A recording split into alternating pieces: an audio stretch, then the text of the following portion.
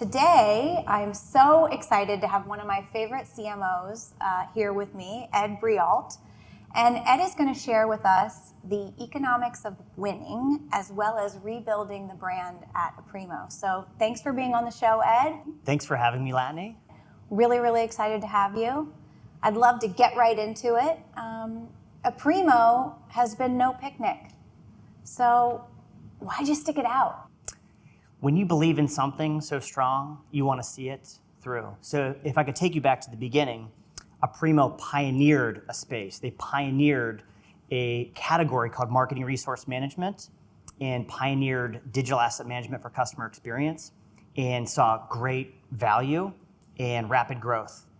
And we were acquired. And when you get acquired, you get assimilated into... I've been through it. Yes. You don't need to say anymore. Yes. So the rapid growth started to stagnate. And then we were in with another company for about 5 years. And then we went back out into private equity. So we were reborn in the cloud as Aprimo again.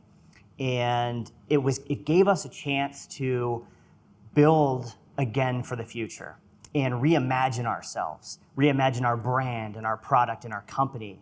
We weren't born in the cloud, we were reborn in the cloud.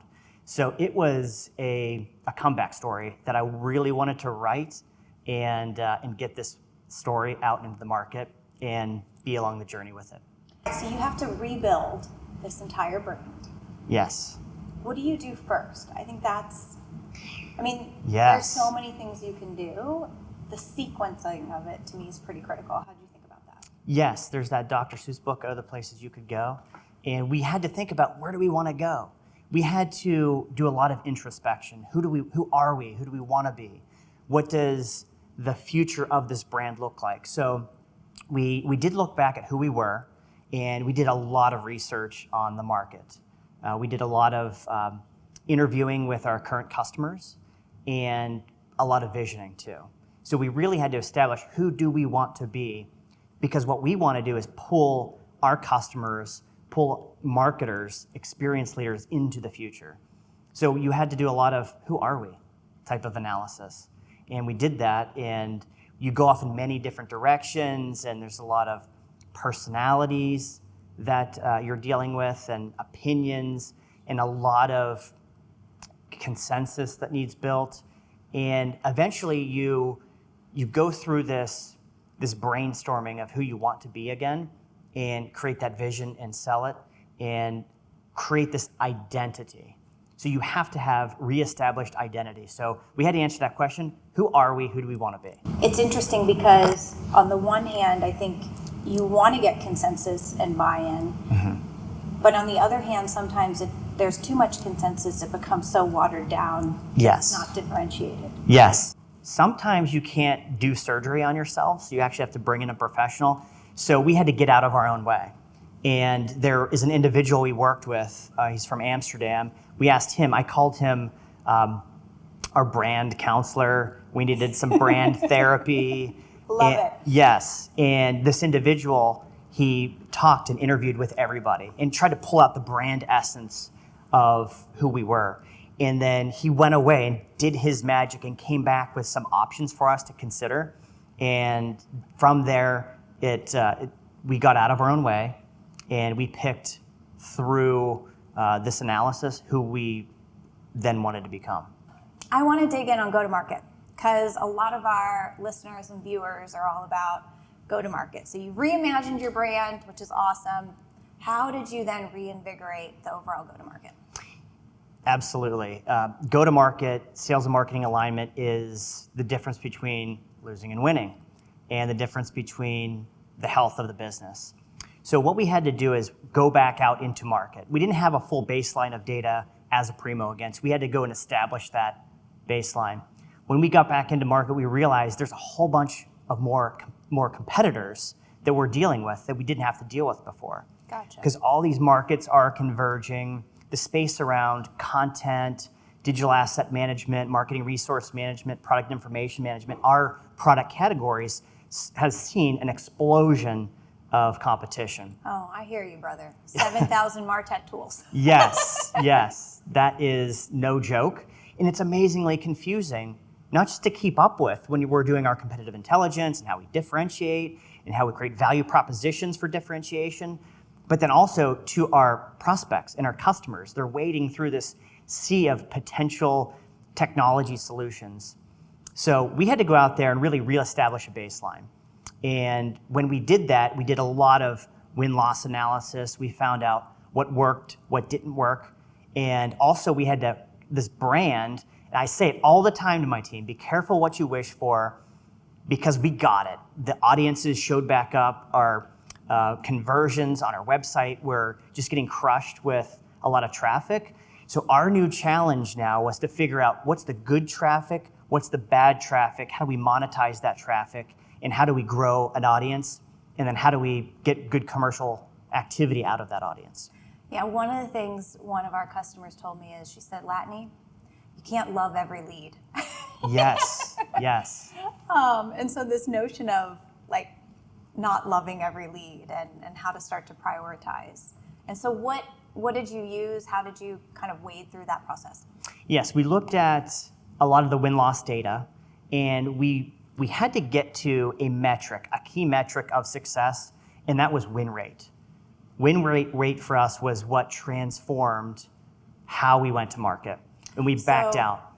So I'm going to pause right here, viewers. So CMOs don't just care about pipeline, right? Correct. We care about lots of things. So you had to care about win rate.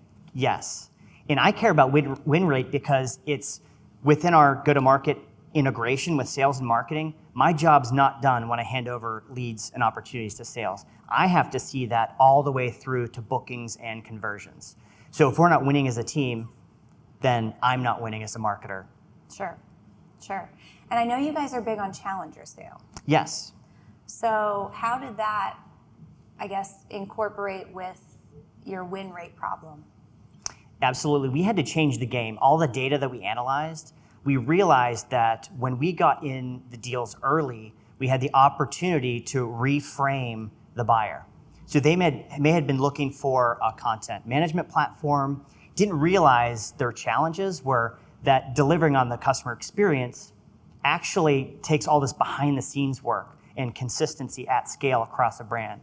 So we had to change the problem that they were seeing, and we used Challenger to do that. And sales and marketing completely aligned around that Challenger choreography of reframing the deals, the market, to then bring the opportunity onto our playing field.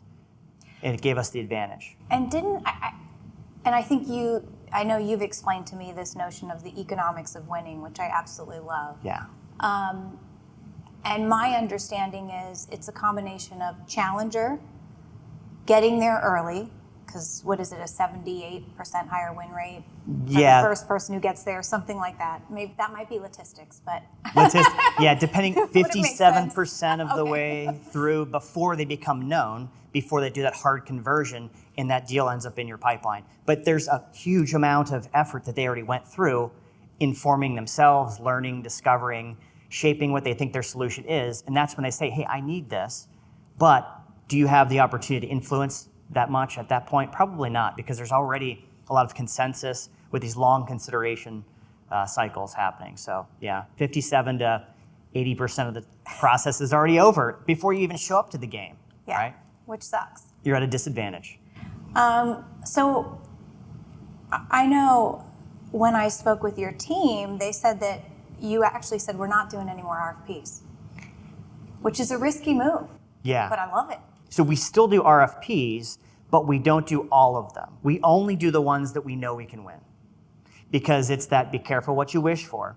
What happened was when we relaunched the brand and came back out into market, re-envisioned our space, we became a market leader again with companies, analysts like Forrester.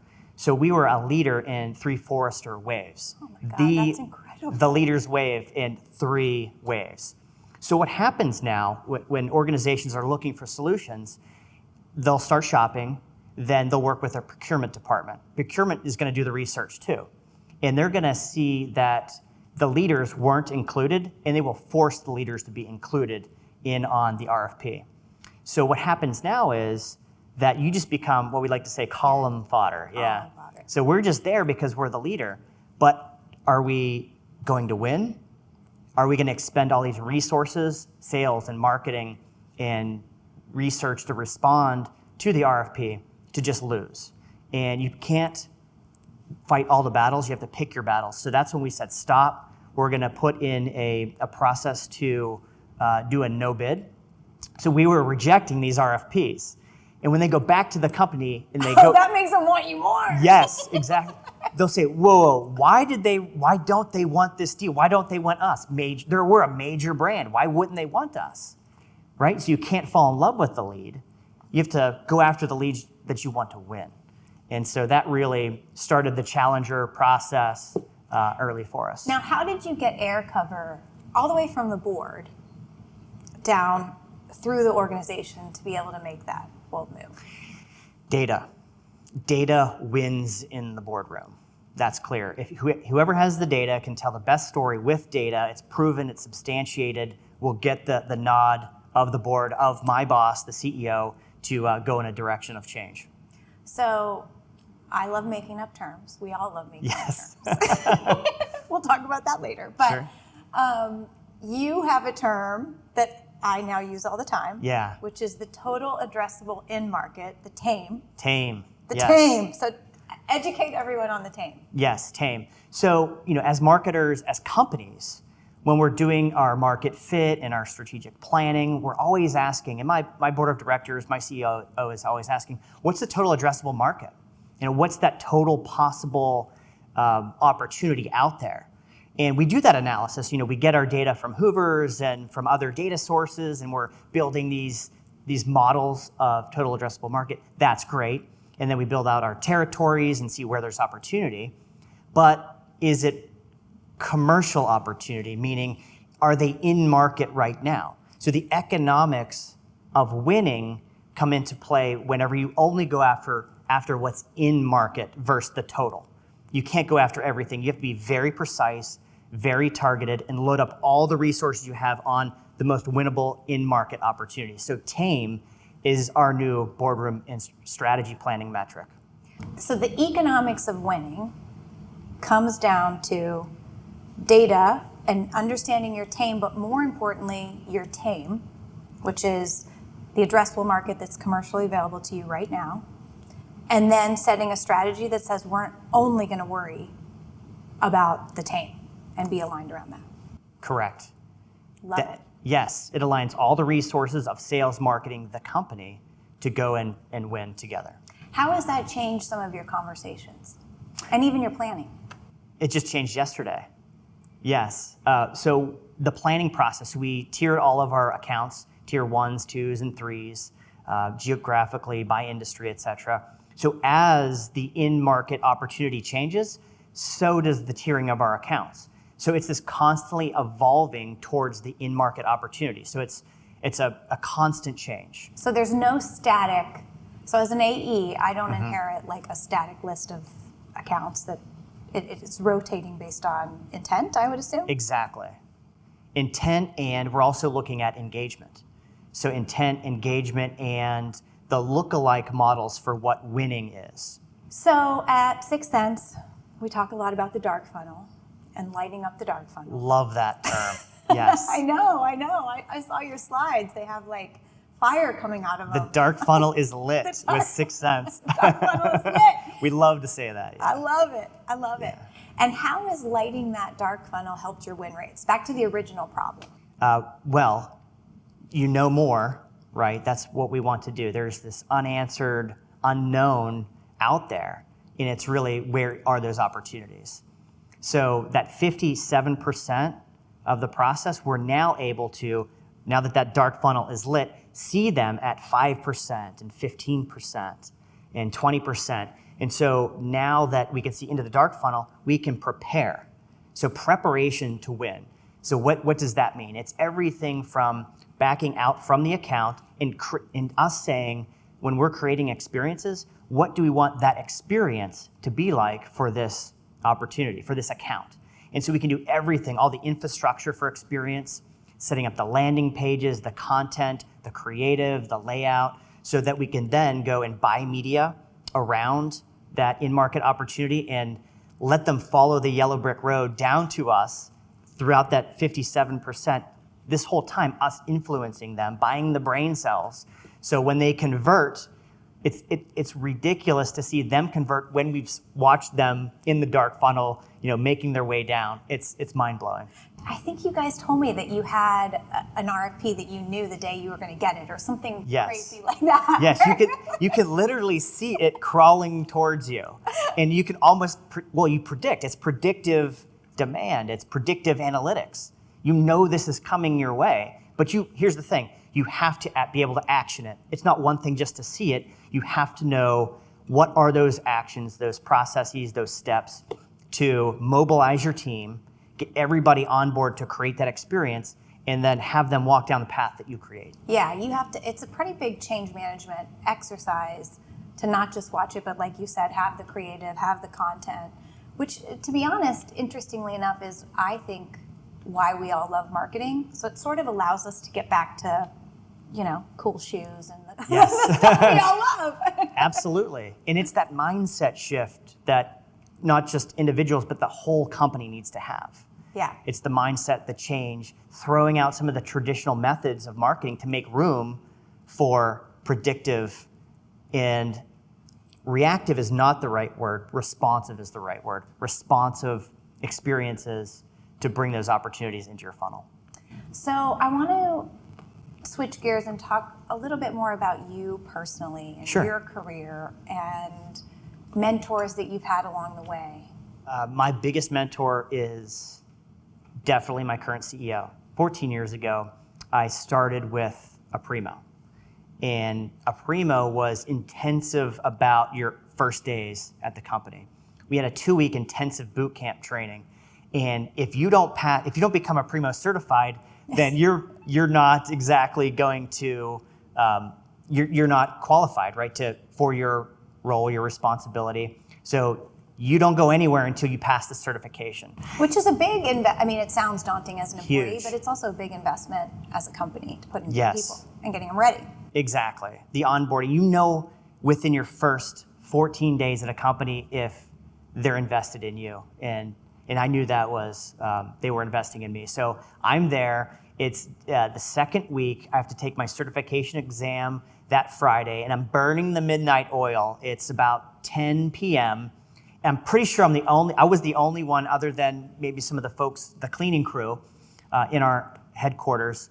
And a gentleman walked by, and it was, he wasn't the CEO at the time. He was our GM of sales. And he walked in. He saw you studying. He saw me studying, and I'm like, what's he still doing here? Why is he working this hard? Mm-hmm. And then he walked in, he introduced himself and shook my hand, and he wished me well. And then I looked him up on the website, and that day he's shepherded me through my 14 years at this company. I was in all roles at Aprimo, everything from consulting to services to sales, product marketing. So I've seen all aspects of the company, and he's shown me through all that. So I think that's interesting, because today there's this pattern of CMOs just doing a few years and then moving on, doing a few years and then moving on. But so much about being a CMO is knowing the business. So It's awesome that you not only brought marketing experience, but knew every aspect of Aprimo's business. Yes, yeah. When you think about the total experience, that's what I like to work with my team on. I actually have somebody who owns the charter of brand experience, and that's thinking about the full 360-degree view of the customer, before they're customers, when they're after customers. So as a marketer, as somebody who's creating the brand essence, and when you think about what it is to do business with Aprimo, when you think about Aprimo, what do you think about?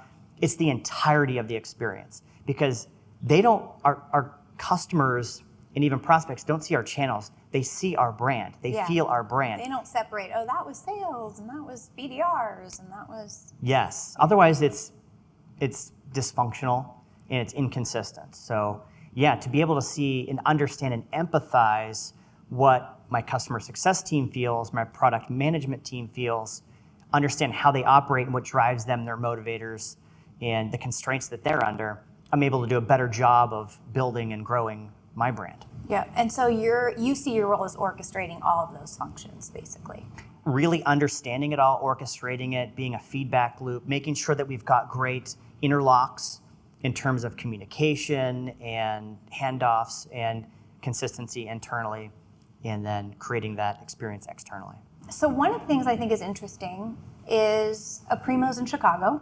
Yes, headquartered. You're in Pittsburgh. I'm in the cloud. But You're yes, in the cloud. I'm in the cloud. I live in Pittsburgh, but I'm everywhere. So tips on, because I think this is the future of work. Virtual. Yes. Yeah. And I'm really, really bullish on it. Yeah. Tips, Me too. Tips for people trying to maybe move their organization forward. I think that friction and silos need to be completely removed. So that's what I do with my team. We have systems of collaboration. If we're in email and we just need to get out of email and get on the phone, you talk like traditional, just picking up the phone and talking. Yeah.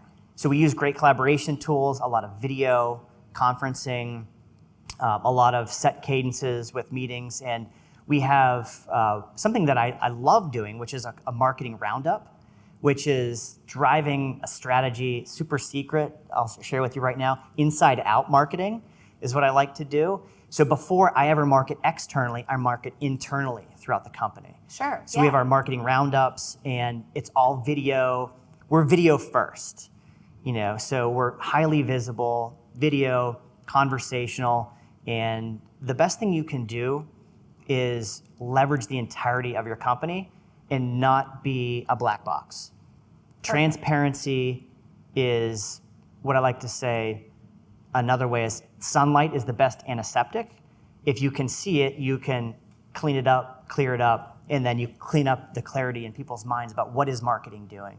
And so when you create all that full transparency, the virtual work environment is then measured on productivity and output and performance versus are they in the office? Right. What are they doing in that conference room? Yeah, what's going on in there? They're coming in late, they're leaving early. But the truth is we're always working now. Yeah, I know. So the challenge is it's not for management to manage work, it's for the individual to monitor and manage their own work schedule. And so those are the people I want on my team that I can trust, that have that discipline. I can coach too and say, you just need to put some time on your calendar for you because it's so hard for us to do that anymore. Totally. So I think we learn more from colossal fuck-ups. Yes. So give me one. Okay, this one I'll just, before I go, this one involves a lot of cheese. Are you lactose intolerant? No, but I don't actually eat a lot of dairy, but no, this one involves cheese, work related. 2 years ago in Amsterdam. Okay, we have Aprimo, our customer events are called Aprimo Sync. And as part of Aprimo Sync, we honor some of our leading customers with what's called the Apex Award or Aprimo Excellence Award. And they're these beautiful crystal awards with the Aprimo logo, their name engraved, and what they won it for. And so we're super proud of this award and their stories. We dig into what their success was, the quantitative elements of success, the qualitative elements of success, and we tell their story and showcase them, and we give them this amazing award. So I wanted nothing to get in the way of those awards going from Chicago to Amsterdam. So what did we do? We packed up a bag for my chief product officer, Kevin, to hand carry from Chicago to Amsterdam. So he was the award mule. He was the award mule. Yes, we packed him up. Kevin, get this, take it from point A, Chicago, to point B, Amsterdam, and hand it to me so that I can get it dusted off and hand it out. So whenever Kevin showed up in Amsterdam, we sat down, we had a meal, we decompressed, and Kevin said, Ed, here's the bag. I said, thank you for doing this. It was super heavy. Yeah. Filled with all these. Like drew a short straw with that. Yes, all these crystal awards are in there. So I'm opening it up, and I open up the box. So I get a key and I open up the box, open it up, and there's no awards in there. It was jars of cheese dip from one of my vendors who wanted to thank me for doing work for them We put the wrong box into the bag, and my chief product officer carried probably about 30 pounds worth of cheese dip from Chicago to Amsterdam. Did you give out the cheese dip? It's right. How do you recover from this? That is not an easy recovery. So humor is the best escape from a colossal fuck up. And I hope you just gave out the cheese dip. we did, yes. I went out there. Well, I let them know what was going on. Luckily, my customers, and we give out to our alliance partners as well. They were probably pretty cool. They were very cool, yeah. And so it's the ongoing joke. I just got back from Barcelona, and one of our alliance partners won again, and he said, "What? No cheese dip this year?" So recovery happened with humor. Absolutely, love it, love Embarrassing, but we have to we think got on through our it. feet sometimes. I Right? know. So if you were not CMOing, what are you doing? Triathlon. But you don't just do like little baby ones. No. Ironman. So full distance, 140.6, 70.3. It's that, it is where I get into my happy place. So swim, bike, run, the challenge. It's So all you don't about. think about the economics of winning while you're Absolutely. It's the economics of getting through an endurance race. You know, there's metrics, there's KPIs. You can't burn out too early. So you have to really think about your physical economics, your mental economics within triathlon. And I love that because I bring all those same concepts, methods to my team in marketing. Well, thank you. Thanks for being on the show. Absolutely. This was awesome. I learned a ton. I learned about recovering with cheese dip, which is absolutely something I'm using. Yes. I love your shoes, which we didn't get to talk about, but maybe we can send a shot of those. My custom Aprimo vans. Custom Aprimo vans, looking so snazzy. Thank you. I love talking about uncovering the dark funnel. Yes. I think it's a great marriage of a challenger sale methodology with predictive analytics. Absolutely. And what you're doing at Aprimo is an inspiration. There are not many CMOs who stick with the company through thick and thin and really build an amazing brand. So thanks for sharing your story. Thanks, Latané.